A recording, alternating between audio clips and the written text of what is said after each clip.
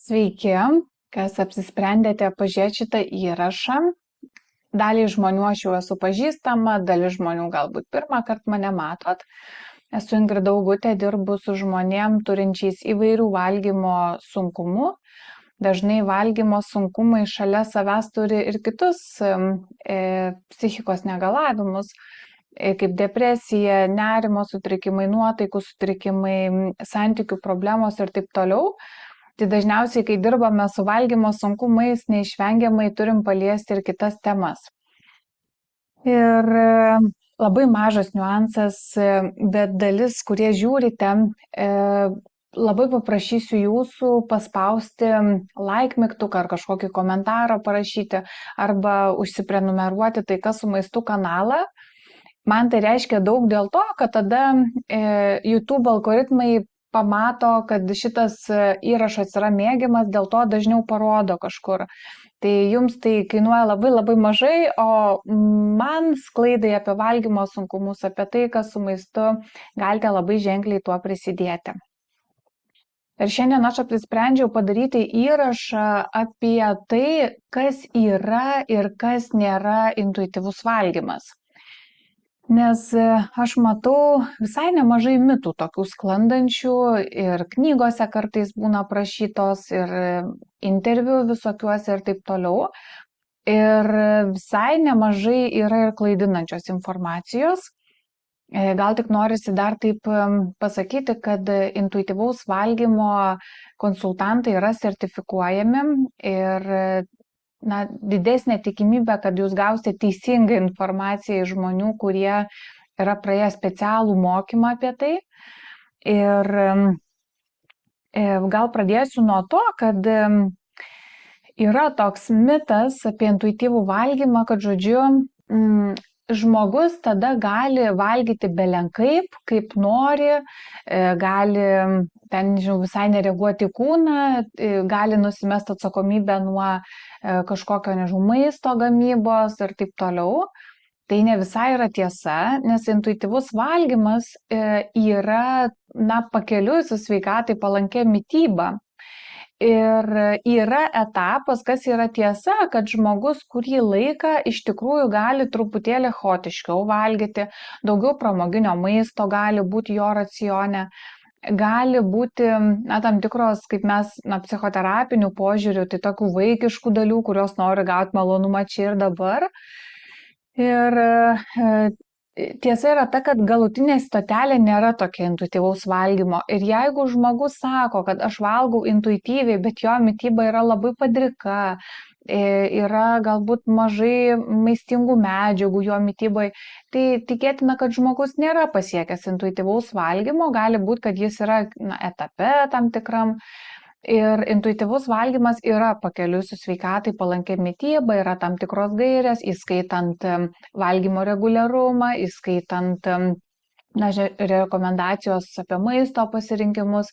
Mums yra labai svarbu intuityviam valgyme vienas iš klausimų, koks maistas suteiks ilgesniam laikui sotumą, koks maistas suteiks man daugiau naudingų medžiagų, po kokio maisto pavalgius mano kūnas ir mano psichika jausis gerai, pamaitinta, praturtinta. Tik tai labai svarbu, kad mes viso to siekiam be fanatizmo, taip daugiau per įsiklausimą pagal pajautimą kūno, bet ne dėl to, kad kažkur parašyta, kad taip reikia daryti. Tai tokios kaip gairės, kaip rėmai, tai paprastai yra perteikiami. Tik galbūt dalis iš jūsų, kurie klausot, esat susipažinę su intuityvaus valgymo programa, o jeigu ne, tai kviečiu tą padaryti. Galite mano puslapį taikasumaistu.lt apie principus paskaityti.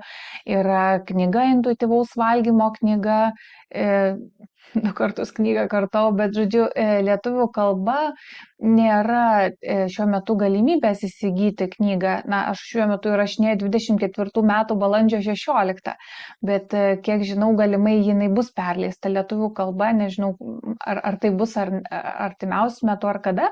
Anglų kalba yra, žodžiu, prieinama šita knyga tiek audio versija, tiek įprasta skaitimo ar skaitykliai elektroninis variantas.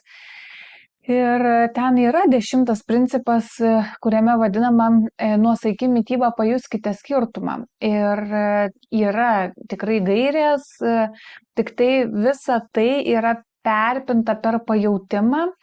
Ir mes intuityvaus valgymo programoje, žodžiu, kas nėra intuityvus valgymas, tai tikrai nėra taisyklių rinkinys. Ir tai tikrai nėra taisyklių rinkinys kiekvienam žmogui, bet kaip turi būti. Kiekvienas žmogus, eidamas šitą kelią, jis ir prieina savo tuos atsakymus. Tai čia yra ir pliusų, ir minusų. Vat kuo yra nepatrauklus intuityvus valgymas, kad, specialistas tau neduos konkrečios formulės, kad va taip ir ne kitaip turi būti. Mes kartu eisim ir žiūrėsim, o geriausia, kad tu pats tą darytum. Ir iš principo žmogus pats tą ir daro. Ir tai užtrunka ilgiau, bet visa tai eina pakeliu su kūnu ir psichika ir tokiu suvokimu, savirefleksija. Nors mes galim matyti, kaip ir nieko naujo tikriausiai dalį iš mūsų, kad mūsų tokia vartotojiška dabar visuomenė nori gauti aiškias formulės, aiškias instrukcijas surašyta, ant ko ir žaidžia visokie mitybos planai ir taip toliau. Dar esu svarbų dalyką pasižymėjusi perteikti, kad intuityvus valgymas nėra lieknėjimo programa. Mums yra svarbu galbūt nenuneigti taip psichoterapiniu požiūriu, kad galim turėti visokių dalių. Gali būti dalis, kuri labai nori sulieknėti ir paprastai su valgymo sutrikimais didžiai daliai žmonių tai būna. Mes nesifokusuojam į lieknėjimą, mes sąlyginai nedaug kalbam apskritai apie svorį, nebent tai psichoterapiniu požiūriu reikalinga išdirbti, bet taikant konkrečiai intuityvų valgymą, tai mums yra svarbiau patenkinti biologinius poreikius, psichoterapinio požiūrių emocinius poreikius ir svoris natūraliai susireguliuoja. Jeigu jis yra didesniam negu natūralus svoris, nukrenta. Jeigu jis mažesniam, paauga. Jeigu daugmaž toks ir yra ir lieka. Tai mes orientuojamės į gerą sveikatą, į gerą savijautą, į poreikių patenkinimą ir svoris natūraliai tvarkosi. Nes man yra tekę girdėti tokį mitą, kad žodžiu žmonės nemažai kas nori numesti svorio su intuityviu valgymu ir tekę, kad pradėjau valgyti intuityviai ir ten per kažkiek laiko priaugau 40 kg ar ten 10 kg, visokių skaičių yra tekę matyti. Tai visaip gali būti, jeigu žmogus ilgą laiką laikėsi dietos kažkokios ir tada pradėjo sau leisti valgyti viską. Tai gal taip ir sudėliokim, kas kaltas šitoje situacijoje. Ar intuityvus valgymas, kuris kalba apie normalų valgymą, ar tai dietos, kurios svoris galbūt buvo pasiektas visai nenatūraliu ir svoris pasiektas, bet jo išlaikyti nelabai įmanoma. Nes natūralus žmogaus kūno svoris yra tas, kur nereikia įdėti labai daug pastangų jį palaikyti. Ir normaliai valgyti, žodžiu, normaliai mankštintis, normaliai stabilią psichiką turėti. Tobulumo mes niekur neturėsim ir to nereikia, bet tokius susidėlioti, kad taip daugmaž būtų subalansuota, tai yra svarbu ir tai yra intuityvaus valgymo kelias. Dabar dar viena iš, kas nėra intuityvus valgymas, tai intuityvus valgymas nėra, programa ar kelias jau tiems, kurie, žodžiu, nušvito. Nes man irgi tenka girdėti, kad jeigu žmogaus sąmoningumas mažas, tai kaip jis gali pajausti save, ne? Tai čia tikrai yra labai svarbi žinia sergantiem valgymo sutrikimu, kad liga negali, pavadinkim, dėl ligos žmogus iš tikrųjų negali girdėti savo vidaus ir tos sveikosios žmogaus dalys yra tiek užslopintos, kad žmogus labiausiai girdi valgymo sutrikimo balsą.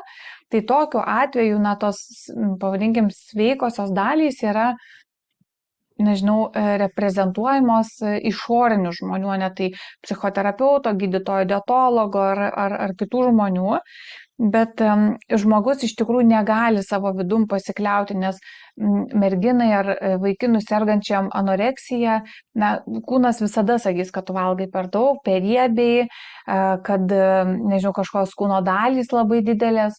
Ir nervinė bulimija, ir persivalgymo, ir kitais sutrikimais irgi turi savas melodijas, pavadinkim.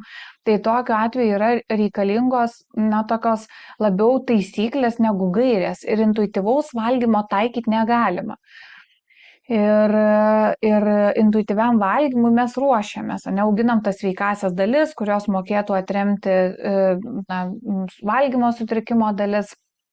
Na, tai tam yra kelias ir pasiruošimas, bet intuityvus valgymas ir yra programa, kuri augina savirefleksiją, kuri augina ryšį su savim, su savo kūnu, kaip aš jaučiuosi po vieno ar kito maisto, kiek mano kūnas išlaikė sotumą ar kiek, nežinau, alkio alkis po kiek laiko pasireiškia. Ir tai yra, na, žodžiu, programa, kuri skatina eiti koja kojan, ne, kad viskas ir mūsų psichika, ir mūsų kūnas, žodžiu, būtų su atlieptais poreikiais. Galvoju, dar gal pabaigai pasakysiu, kad norisi labai akcentuoti, kad intuityvus valgymas, ir aš turiu kartais tokią vidinę diskusiją su savim, ypatingai kai dalinuosi socialinėse medijose. Yra daliai žmonių, kuriem intuityvus valgymas atrodo kaip kraštutinumas, nes jiems iškart galbūt, na, kažkoks vaizdas kyla, kad žmogus valgo ten vien picas, vien bulvių traškučius, ten kebabus ir taip toliau, nes yra toks mitas, kad jeigu, žodžiu, aš pradėsiu leisti savo valgyti, nu tai viskas gero, jau ten nelauka, ne? Tai iš tikrųjų taip nėra ir taip nenutinka. Ir ypatingai, jeigu, nežinau, tarkim, dirbu su žmogum asmeniškai ar grupiai, galbūt jeigu žmogus pasidalina, tai tokiu atveju, nu, galima išgaudyti visas kažkokias tokias dalis, nes kartais, nu, įvairios gali ten dalys jungtis, ne? Tik tai intuityvus valgymas nėra, nu, belenkoks kažkoks chaotiškas valgymas, tai vis tiek yra toks savireflektuojantis kelias į sveikatai palankę mitybą. O sveikatai palanki mityba, kur yra didžioji dalis produktų mums sveikatai naudingi, duoda sotumo, duoda medžiagų mums naudingų, ar ne. Ir yra dalis, na, sakykime, nežinau, apie 10-20%, labai priklauso nuo dienos, gali būti ir 30%, ne. Tik mums svarbu iš paukščio skrydžio matyti, kad visgi didžioji dalis ten 80-90% mūsų mitybos būtų ta tokias, na, praturtinanti mūsų sveikatą. Ir tuo pačiu, sakyčiau, net labai svarbi dalis yra, kuri, nu, duoda to maisto, duoda, žodžiu, erdvės netobulumui. To aš galvoju, kad yra, ir ką mokslas sako, kad labai svarbu yra ne tik tai, žodžiu, taip sutrumpintai, palikti erdvę netobulumui ir mityboje, ir šiaip pas mus gyvenime kitose srityse, nes tobuli mes, nu, tikrai negalim būti ir mūsų psichikai irgi reikia tam tikro poilsio.